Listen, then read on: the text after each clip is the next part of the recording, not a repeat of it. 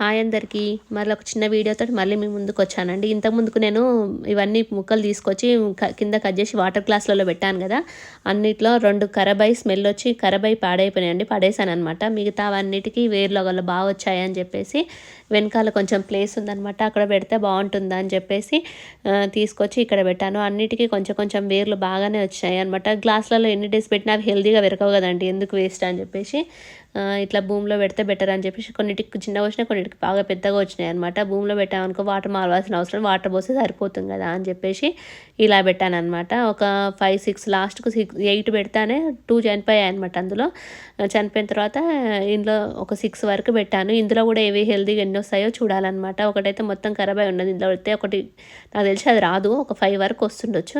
ఇంతకుముందు కూడా ఇట్లానే పైనాపిల్ చెట్టు బయట తీసుకొచ్చి పెట్టాను అనమాట. ఇట్లా గ్లాస్లోనే గ్రోత్ చేసి ఒక తులసి కోట లాంటిది మా ఇంట్లో ఖాళీ స్టాండ్ మిగిలితే అది పెట్టాను అనమాట. అది లాస్ట్లో వస్తుంది, ఆ పిక్ యాడ్ చేశాను చూడండి. అయితే అందులో చాలా మంచిగా గ్రోత్ వచ్చిందనమాట. అందుకని చెప్పి ఇవి ట్రై చేయమని ఇలా ట్రై చేశాను. థ్యాంక్ యూ సో మచ్ అందరికీ. Bye bye.